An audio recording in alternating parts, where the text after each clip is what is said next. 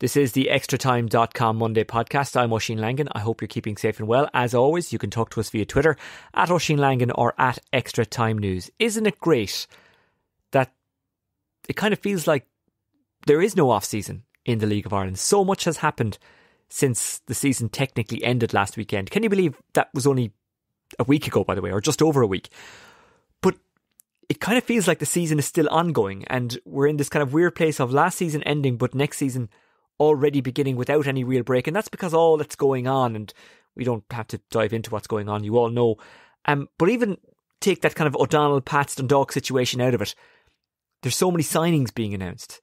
You're kind of already getting excited ahead of next season. One person who's in the midst of trying to sign a few players and sort out a squad for next season is the new Drogheda United manager, Kevin Doherty. We'll speak to him a little bit later on.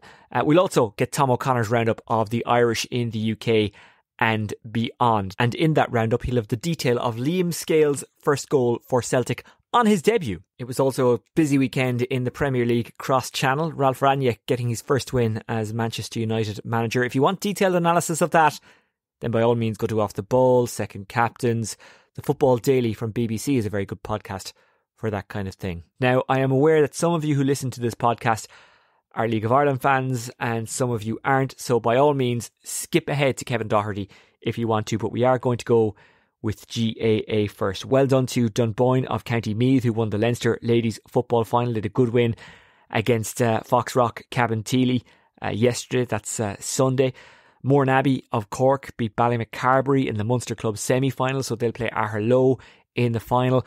On Saturday, the AIB Leinster Club Camogie finals took place for 2020 in Ulster and Leinster. What Camogie have done is delayed those games until they found a place in the calendar, which is now, and they're playing off last year's provincial club championship. In GAA they didn't do that, they just cancelled the thing. But in Camogie they actually are going with a provincial series, so well done to Schlockneil, who won in Ulster beating Lochgiel, and well done to Oulart the Bala in Leinster. They overcame Thomastown of Kilkenny in their final on Saturday. Both of those games, by the way, were free on streams, and you can go back and check them out if you would like to. In GAA, what a day it was for Austin Stacks in Kerry.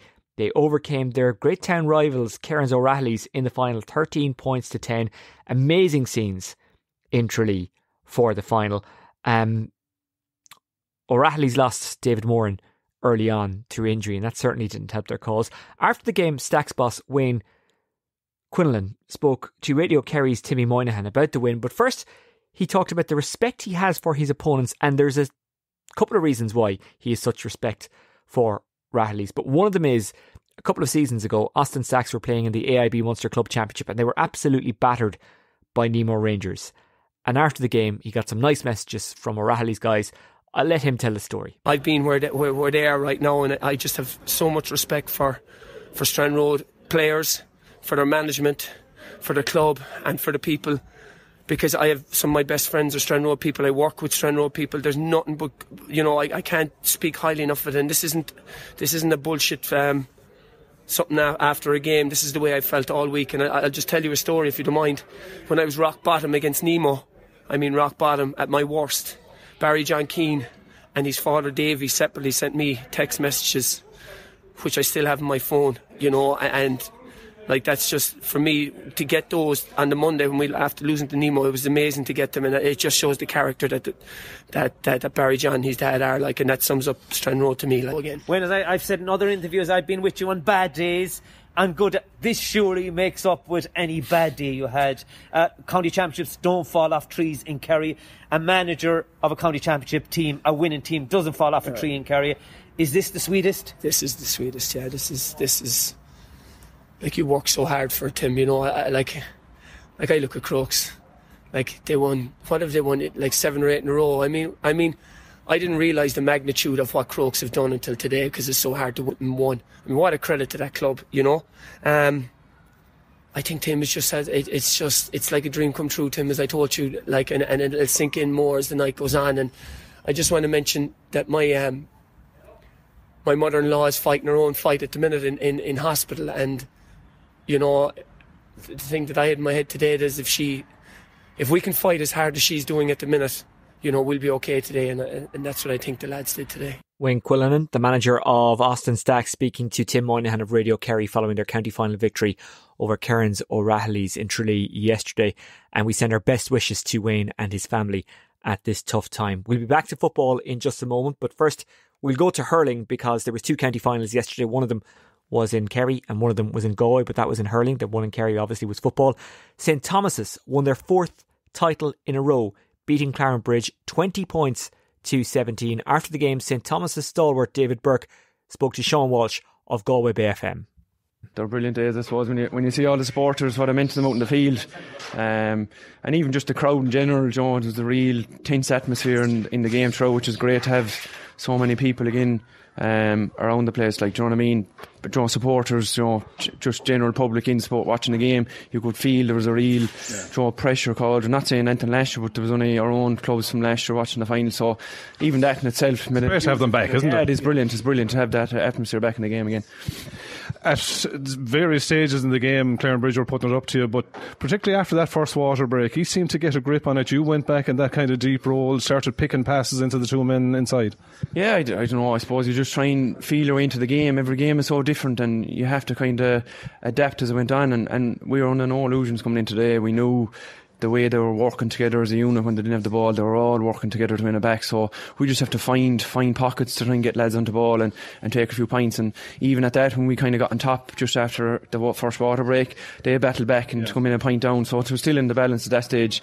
We could have been maybe a couple of more scores up at half time, but we knew we were probably still on top, and we'd just to go out again second half and kind of really target the puck outs again, so we hung on and dug in there. Structure and shape and maintaining that is so vital now too in the modern game, isn't it? Yeah, it is, I suppose. Like, looking at them, they went, they were going along with puck out, so the lads, in fairness to them, Shane won a few puck outs, great puck outs, Dougie, we were getting ball to ground and we were getting bodies in, and it kind of gave us a platform. But at the same time, Clarenbridge were able to still maybe turn us over up on our forwards and come out with ball, and it still kept them in the game. So at that, it was still a funny kind of game, even though you might have thought we were on top from puck outs. But look, it was a pure dogfight. There was nothing easy. You could see there wasn't an inch given every ruck ball. It was so hardly fought for. It was definitely a real tough game, and 2 teams going at it hammer and tongs. How do you keep the motivation? I mean, you've won 5. This is now 6. You've done it for Galway. Like, does every year? It's not hard, is it? It's just you just want to stay at the top, don't you?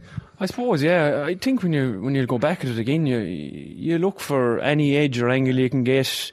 We know there's probably ground out results last year and got over the line, and people are saying maybe we're not there, but at the back of our heads we knew we can still hurl so well, and that kind of drives you on. Like, it's so simple. We just said, the front 6 and the 2 midfielders, that 8, we can win and work like dogs today, we'll win the game. And it's simple stuff like that, and you want to pride yourself on winning and come out on them side of things, and the scoreboard then looks after itself. So, all year you find little snippets of angles you can go after in games, and you come out on top, and you forget about the stuff, because when you're on the ball, lads are able to naturally do the right thing, pick out the right pass, take the right score. So you go after over the other stuff that you can really go after and attack other teams. So that's the kind of thing you'd find every year to go after and build and find another level. I'm always saying to them, half-time games, we can go again, there's more scores there and forwards, you can really step it up and drive on another level, and lads need to know that you can't be happy in the one place. You have to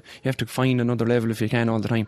Finally, I have to ask you, I know it's all about club today, Henry Shefflin is in, there's a kind of a bounce and a good feel factor around Galway as well, isn't there? There is, Sean, yeah. Look, I think when the announcement came, there was huge positivity, and supporters and players we've been talking to since then, everyone was really overjoyed. And I suppose, like Anton, when you go back again next spring, whether it's club or Anton, you have to put it in the work in the training field, and the Galway players know that it's not going to change. They have to put in a serious winter in training and really put it, we've a lot to show after last year what happened, so nothing has changed really. Players have to really step up and put in the hard yards now in training, and look, hopefully Henry will add a new dimension to that as well, so all good for the future. St Thomas's David Burke speaking to Sean Walsh of Galway Bay FM following their county final victory over Clarenbridge. I saw a message on Twitter earlier on, or a tweet I should say, from David Connors, who's a sports journalist working in Galway. He says, lovely gesture from St Thomas's captain Conor Cooney this afternoon, inviting both David Sherry and Gerald Kelly to lift the Tom Callaghan Cup with him. Both players lost their mothers in 2021. Small things like that really show brilliant leadership. That's amazing stuff from Conor Cooney. He's a nice guy, and I'm not surprised. I know Conor, and it doesn't surprise me that he did something as nice as that, as decent as that, as classy as that. Right, let's go back to Gaelic football and turn our attention to Ulster. Kilcoo won on Saturday night. They'll now play Glen of Derry in the Ulster semi-final. Glen beating Scottstown 118 to 12 points. Claneireann of Armagh overcame Cregan of Antrim after extra time 214 to 17 points. We'll talk more about Kilcoo in a moment. In the Munster Championship, Éire Óg Ennis beat Loughmore Castleiney 211 to 12 points after extra time. Loughmore Castleiney playing for an 18th Sunday in a row, because keep in mind, they're not only the Tipperary Senior Football Champions, they're also the Tipperary Senior Hurling Champions. We spoke to David Kennedy of Loughmore Castleiney last Monday. If you want to go back and listen to him, it certainly is worth a listen. What a phenomenal achievement by him. He's 45 and he was part of the hurling squad, but also the club itself, who are back in action next weekend in the Munster Club semi-finals in hurling. Now in Connacht, Knockmore continued their good run this season. The Mayo champions beating Tuairla Strachan of Sligo 10 points to 8. That was in the Connacht semi-final. They'll have to wait to find out their opponents in the final, because Mount Bellew Moyloch were due to play Padraig Pearses, but that game has been delayed. In Ulster, Claneireann of Armagh needed extra time to beat Cregan of Antrim 214 to 17 points, while Glen, who we will speak about in a moment, and the person speaking about Glen was talking as their game went on, so they weren't quite sure whether or not they'd get there, but they seemed pretty certain that they would. Anyway, it'll make sense when you hear it. Glen beat Scottstown 118 to 12 points, so they're into the Ulster semi-finals. There was 4 AIB Leinster Senior Club Championship quarter-finals yesterday. That Sunday, Shelmaliers of Wexford surprised everyone but themselves with the win against Louth Nave Martins 2-6 to 1-7, the final score there. Nave Martin rather than Nave Martins. Naas overcame Blessington 4-11 to 1-7. Portarlington beat St. Lomans 1-14 to 1-12. And in Navan, it was tighter than many expected. Kilmacud Crooks beating Wolf Tones 113 to 19. Wolf Tones might have done it, or certainly might have been closer in the end, had they not lost Cian Ward with 11 minutes to go. He was sent off after picking up a second yellow card. There was a goal in this game from Ben Shovlin that was quite simply amazing. It came in the first half. He cut in off the right, had a shot. The goalkeeper fired and saved it well. But Shovlin, with his back to goal and while lying on the ground, somehow got his heel to it and put it into the back of the net. Now, as you're aware, I'm a Kilmacud Crooks member, so I'm going to say he's a skillful footballer and he meant it. Whether or not he did, I don't know. Now, after the game, I caught up with former All-Star with Dublin, Coman Goggins, who was there for TG Cahir, and I started by asking him what he made of the game. Yeah, it was an interesting game, I suppose, defensively. Wolf Tones had set up probably to prevent Crokes from having a little bit of space inside that 45, try to limit the scoring opportunities, and then attack on the counter-attack. I suppose they probably didn't get a great start. 15 minutes was all Kilmacud. It was 1-3 to a point at the water break there. But in fairness to them, in the second quarter, they came back at them, got a great goal. Cian Ward's pass into Cian O'Neill was outstanding for the goal that was flicked to the net. So it gave them a lift then, it gave them an opportunity into the game. But I suppose in the second half, that had been a know-how. Paul Mannion in particular was outstanding in the second half, got on a lot of ball, kicked a couple of scores, and they just were able to control the game. And then, you know, the Wolf Tone challenge would have died a little bit when Cian Ward unfortunately picked up a second yellow card. So an interesting game. Did that potentially cost them the game? Was that the big difference, or do you think Crokes might have pulled away anyway? No, well, it makes a huge difference because you have an extra player somewhere that's able to find a pass. Can you work it properly is the big thing. What Wolf Tones have obviously been schooled in is being defensive, so it's very hard then to step forward and put a pressure on when you're trying to protect your own goal. So it's nearly a change in style that you have to try and implement. So when you're being sucked out, then you know there's going to be space in behind. And in fairness, I thought Kilmacud played it well. They brought Paul Mannion out. It wasn't really as if anyone from Wolf Tones was doing a man marking job on him. So he picked up a lot of ball, got a lot of space, and was able to get those scores. So Cian Ward leaving the field certainly didn't help. But Crokes probably had that bit of know-how and ability, I suppose, through Paul Mannion to go and win the game. They now go to Croke Park for the semi-finals. Would you fancy Crokes for the entire thing? Do you think they're a standout team? I appreciate as we speak there are other games going on and other games have been played. You haven't seen those, but is it Crokes? Do you think that Do you think Crokes are the favourites? Yeah, TG Cahir a couple of weeks ago asked us to put together a list of who we thought would come out of provincials and then who might go on and win the All-Ireland, and I thought Crokes would be hard bet and have an opportunity to get there. They probably need to look to get more scores from the support acts around Paul Mannion. I don't mean that being disrespectful to the other forwards. They have massive ability to get scores, but they're probably a little bit reliant on Paul Mannion. So if you can shut down Paul Mannion, as Jude's did in their attack at times, then there was limited scores that came Crokes' way. So teams will look at that, see if there's a way that they can try and that influence that Paul Mannion has, can they some way prevent that then gives their team a chance to get enough scores to win the game. But they're a good team. They use the bench well. They're clever in terms of how they set themselves up. So they're going to be hard bet. But look, it's a long road to an All-Ireland club final. I'm not sure if you got a look at Kilcoo last night. They were on the TV. They beat Ramor United well.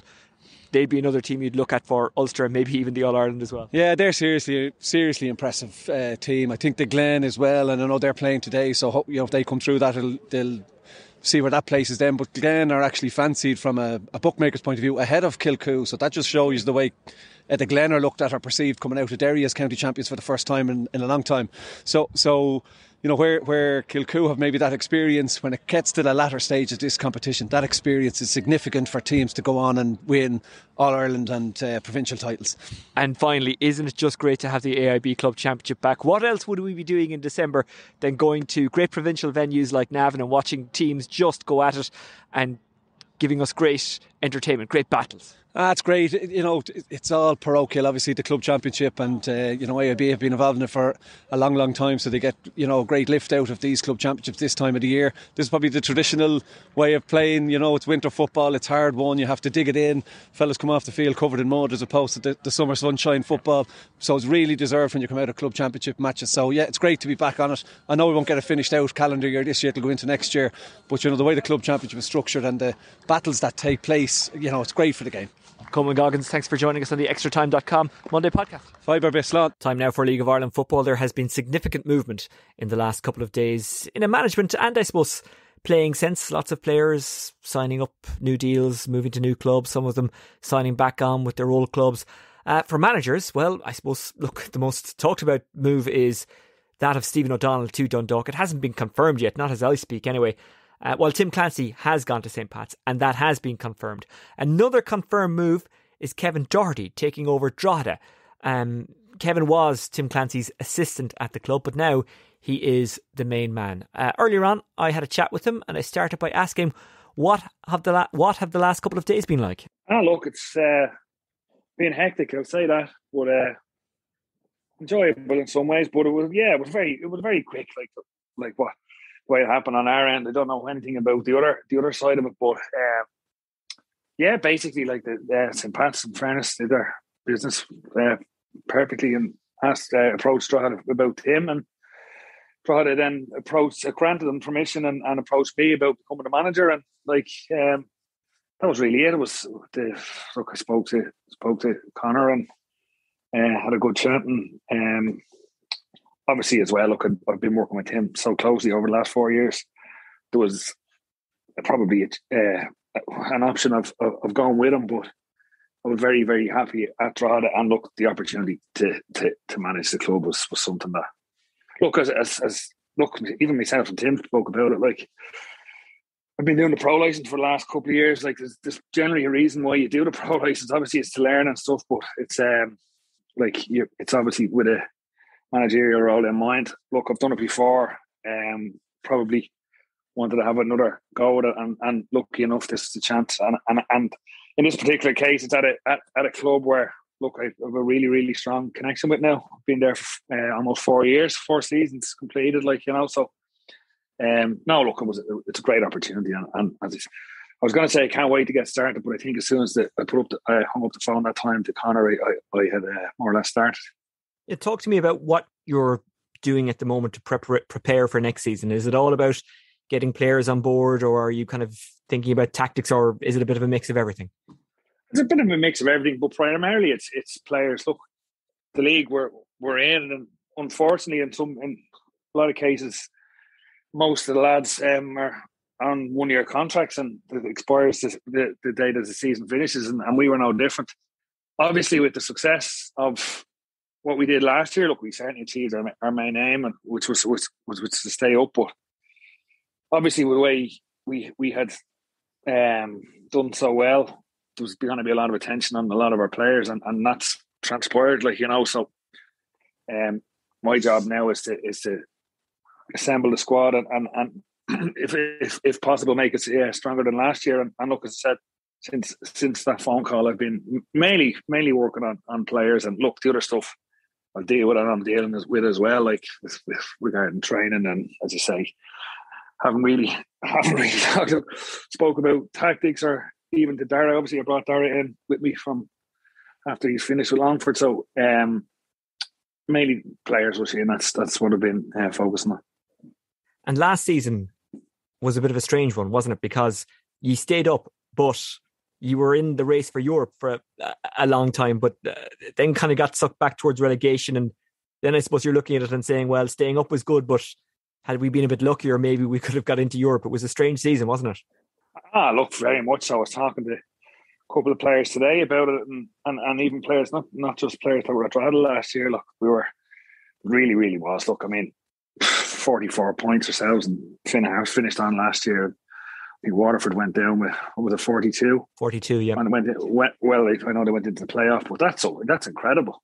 Absolutely. I mean, 2 weeks before the end of the season, we were playing Bows and we were 1-0 up at half time. And like, you're looking at the table now, we weren't physically looking at the table, but you know where it puts you. And we're thinking, Jesus, we could actually finish fourth here.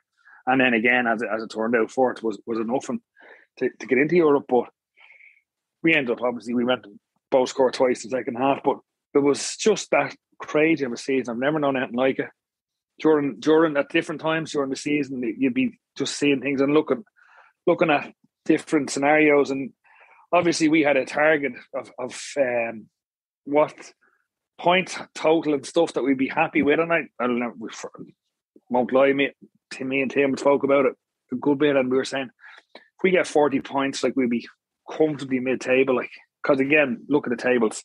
Obviously, the season before was COVID. It was only a shorter season, but comfortably, like the teams that finished in the playoff position in the previous years, just before 2019 was like, I think it was 27, 24, and there you go. As I said, Waterford 42 were the ones, and then ultimately, like they went down. Like, so, no, we had to be very, very careful that we didn't get for the last we were looking over our shoulder a small bit, but we were confident that we'd get a couple of results. And added to that, then we had 4 games thrown at us in 9 days, which was certainly not ideal for a part-time club, but we dealt with it. And probably like what would have been regarded as maybe the toughest trip anyway was a Monday night away in Finn Harps, and we went up and put in a solid performance. And it was a 0-0. It wasn't the best game in the world, but it was a big result for us. Look, it was a point, but again, if Finn Harps had won it, they would have gone ahead of us, So it was it was a really, really strange season. But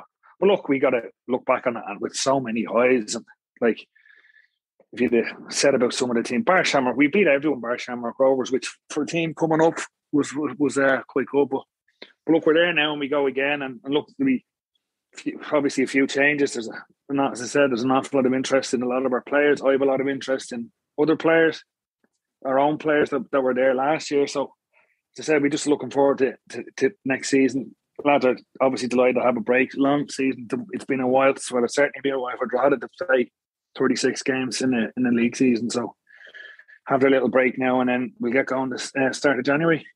Sometimes when a team achieves something positive but maybe falls a little bit short of what they actually wanted to achieve, I would say to their manager, well, you can learn from this and maybe you can use the momentum going into next season. Is momentum a relevant thing, considering you might have a lot of changes in your playing staff, and obviously there has been a change of management? Are you effectively starting from point zero, and does last season, even though it only ended last week, have anything to do with next? Is it completely irrelevant? It does, because there won't be that much change. There'll be a few changes, of course there will, and obviously look, the manager has changed, but as I said at the time, like myself and Tim had worked very, very hard. So I suppose if there's normally a managerial change like that, there could be a whole structural change and a whole staff change. And But no, would it like to be a few changes? Of course, to be changes in every squad. Look, as you mentioned, the merry-go-round that we were talking about, we changes everywhere. We just have to make sure that we're as well prepared as possible. And look, so far, as I said, it's only 3 days, I think. I'm starting to lose track already because I've been working non-stop trying to get moving. And so far, like, it's Connor, the board, Dermot ended have really like helped me in the last few days about what I can do, what I can't do. And again, I'm not going to be stupid and go out try and do things that we can't do. It's like there's a certain level that we can hit, but I'm going to push it as high as I can and try and hit that level. What's changed about Kevin Doherty since he last managed a team? Because as you mentioned, it has been a few years. A lot.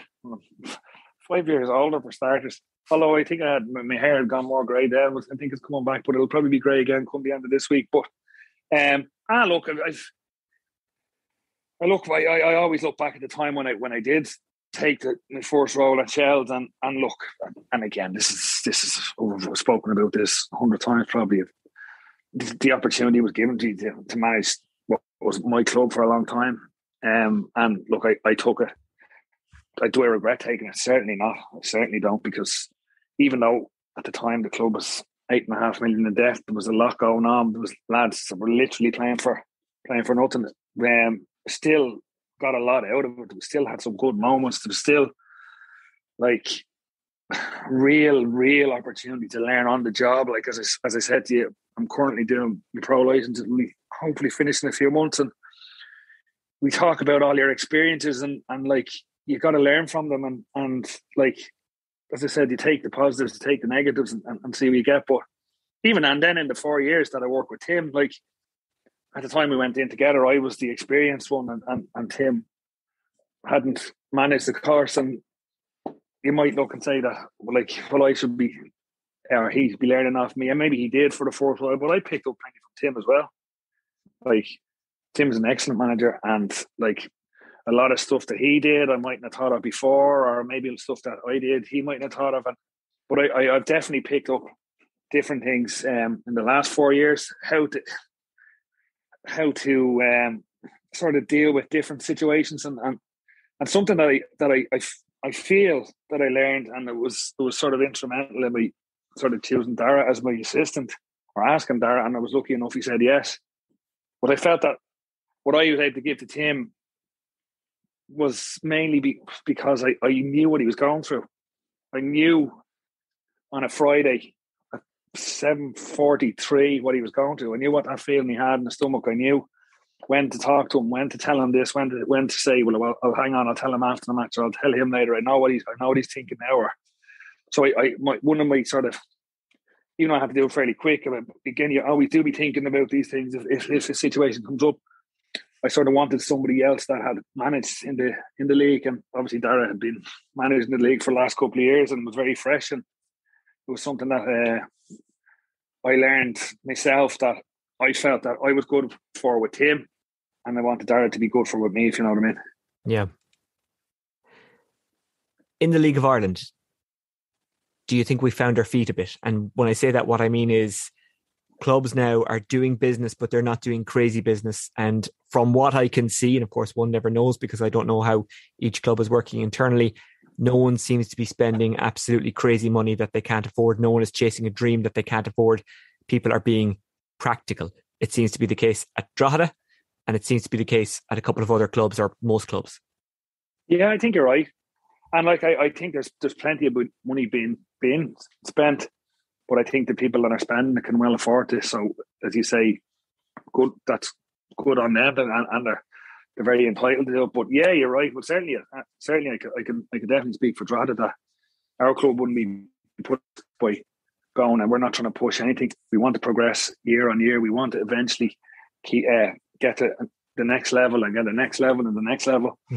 Putting infrastructure in place, a lot of emphasis on stuff around the academy and the training facility that's being proposed, and hopefully at some stage the new stadium will get the green light. And look, I don't know how many people all the time are talking about the most important thing really for the league is the infrastructure and all, but what I will say is that That's 100%. I 100% agree with that. But the product is getting better and better and better. And again, look, you only have to look. We spoke about it was only a week ago. You only have to look back at last week. That when a thing is done right, when it's marketed right, when it's promoted right. Obviously, I heard a lot of people saying it wasn't a great game. It wasn't the best game I've seen all season, but there was a bit in it. You'd see the talent on show, all the young players, and then the facilities of the Aviva Stadium, the atmosphere. Look, it was brilliant and a great advertisement for what's coming. And like you're looking at that game, and you're thinking at different stages of the season, like we beat both of those teams. And you're saying, geez, maybe we're not that far off now. Obviously, what are results they beat us, some draws and whatever. But my point being is that the standard is certainly improving. The quality is improving. The attendances are like, obviously there's an appetite for live sport and following your team, but something that I definitely notice is the sort of the apathy nearly from a lot of people going towards football in England and the money and the hype, when people are starting to realise there's something on our doorstep here. And you can definitely, as the GAA game against Dundalk was sold out, you go to Talent now, albeit Rovers were collecting the trophy, but the game was on the telly and it was sold out. And again, there was something else I was talking to someone about. I feel that people are starting to feed off Stephen Kenny, the Ireland team, how many players coming through the league. Like it's exciting time again, and hopefully when we get back it'll continue, because I do believe it was happening pre-COVID. If you think back to the Flores goal in Tallaght for Dundalk, it was absolutely packed. It was on the telly. It looked brilliant.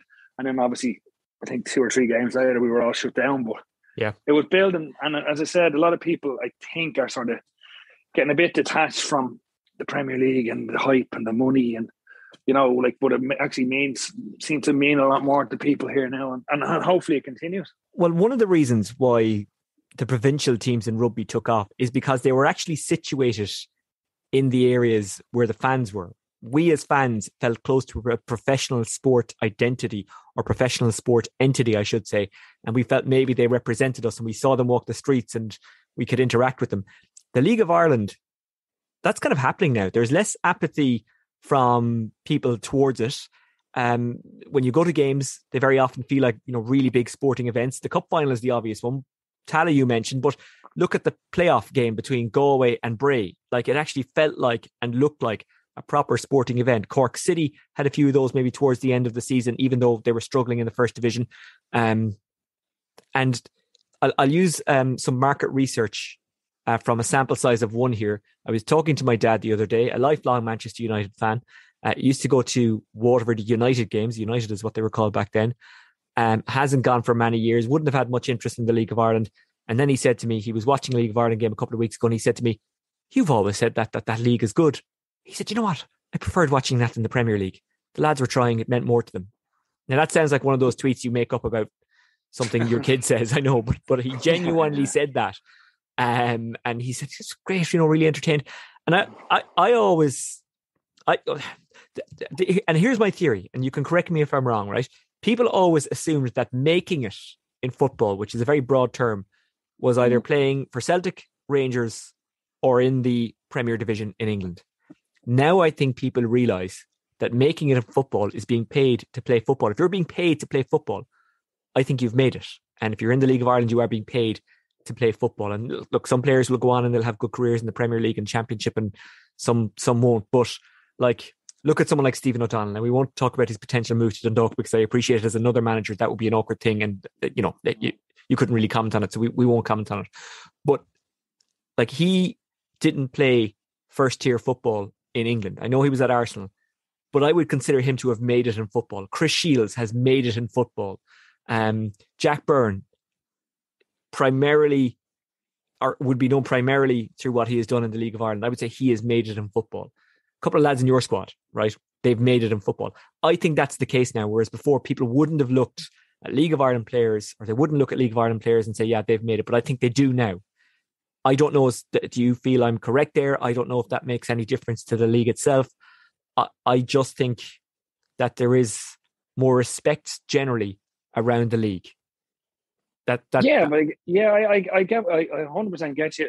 Like, people can go off, and as you said, it used to be off the generally off to England and play in League One, League Two, and have a career in football and like having a long career. As you said, we've plenty of them in our squad, like alone. And I genuinely think that the sort of attitude changing towards the league here and about, as you say, identifying with these players, or not just identifying, them being sort of, I don't know, for want of a better word, role models for the kids around the area or whatever. It's because of the increased levels of professionalism all across the board.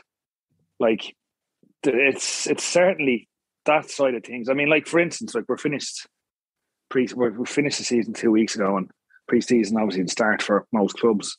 I know it's actually started for a couple already, but in early January, late December, and like even when I was playing, and it's not a million, it feels like it sometimes, but it's not a million years ago, like you'd be off for the off season and you'd come back, and the first couple of weeks were about running and getting fit, because whatever lads are putting on weight, whatever, getting out of shape. But I can promise you now, if I've the exact same players, or I've signed 20 new players by the time we get back in pre-season, very few of them will need any of that work.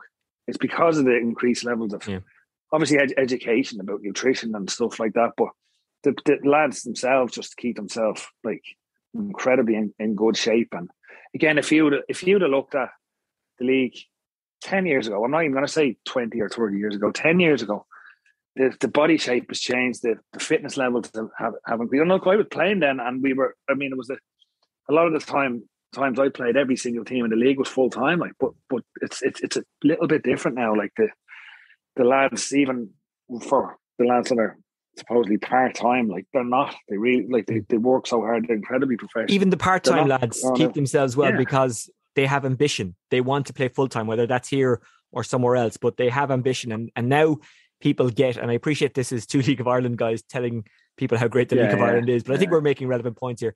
I think now they see that it's not just a dead zone. It's actually a league that produces quality. It's good to be a part of it. It's an exciting thing. The coverage is increasing. And it's just there are now more positives than negatives, and there are still issues, and I get that, but you can see a way to more positives. I like, definitely. When I see Conor, your chairman, basically saying, "Look, we know Head in the Game Park is a kip." Well, he wouldn't put it like that. But he's aware. He's like, "Look, we know for a fan experience to be better, we need better facilities." He gets it. Now, it's easier said than done to build a new stadium, but there's all of that kind of stuff happening as well as the standard improving on the pitch, which helps. Kevin, I've taken up an awful lot of your time, and I really appreciate your time, because I know at the moment you are really busy as we speak. It's Sunday night, and you're still working. I am.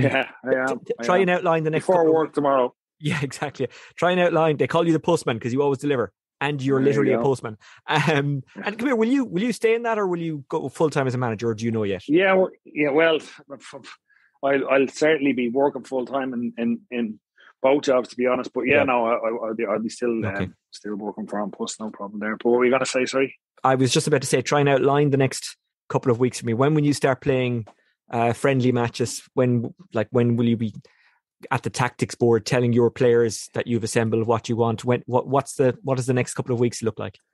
Well, the nature of when you're signing players and you're talking, and I've been signing players today. I've been talking to plenty of players. You sort of look, the good ones will ask you what your plans are, so you've sort of been talking about it already. But in terms of timelines of coming back and training and stuff, as I said, probably the end of December, starting January.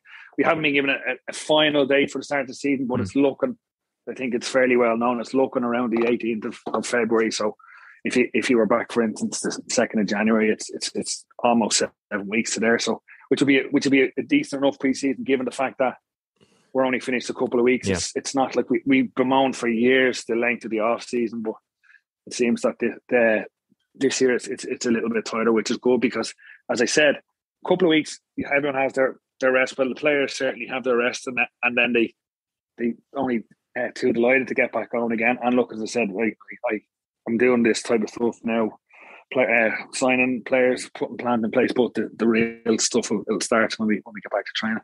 I imagine you just can't wait to get on the grass with the players. Yeah, it's great. And look, it's been like that no, it's a different role, but it's always been like that. Like you'd be talking, like, as I said, I'd be talking to Darren now as much as myself and Tim were talking every day about the following week's plan and the following month's plan and the training sessions and that. And again, that's all good, but definitely when you get out onto the pitch, it's definitely the most enjoyable part. Yeah.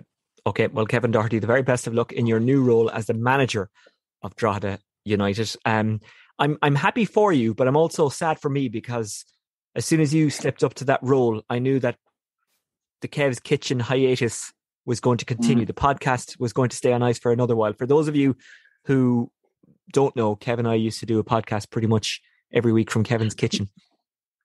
We should actually have called it Kev's Kitchen. Good times. Good times. Someone might have started actually to listen to it. Would have been good.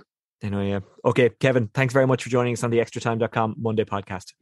No problem. Talk to you. I may be a Waterford resident who supports Cork City and spends an awful lot of time in Dundalk, but I'll be keeping a close eye on Drogheda this season and hoping they do well under Kevin Doherty. And I've no doubt that they absolutely will. And he really was generous with his time, because he is so busy at the moment. I'm sure all managers are. Right, let's get the roundup of how the Irish did in the UK and beyond over the weekend. Here's extratime.com's Tom O'Connor. It was a busier weekend of action in the English top flight for the Irish players based abroad, as we saw Nathan Collins starting for Burnley. They lost 1-0 to Newcastle. Obviously his game last week was postponed, that Spurs game, due to snow. Brighton, we had Shane Duffy playing the 90 minutes and got booked as they drew 1-1 against Southampton. We saw Aaron Connolly also coming on as a second half sub there, as he reintegrates himself back into the first team squad there. For Norwich, we had, while they were defeated by Spurs, Adamida and Andrew Mbamidele both started, and for Spurs we had Matt Doherty coming on as a second half substitute. Also coming on as a second half substitute, but this time in the Scottish top flight, was former Shamrock Rovers and UCD defender Liam Scales. Come on in Celtic's 3-0 win away at Dundee United, and he scored in the game, so he scored on his debut for Celtic. In the English Championship on Friday, we saw Mark Travers. He was actually name-checked by his boss Scott Parker as Bournemouth drew 1-1 against Fulham.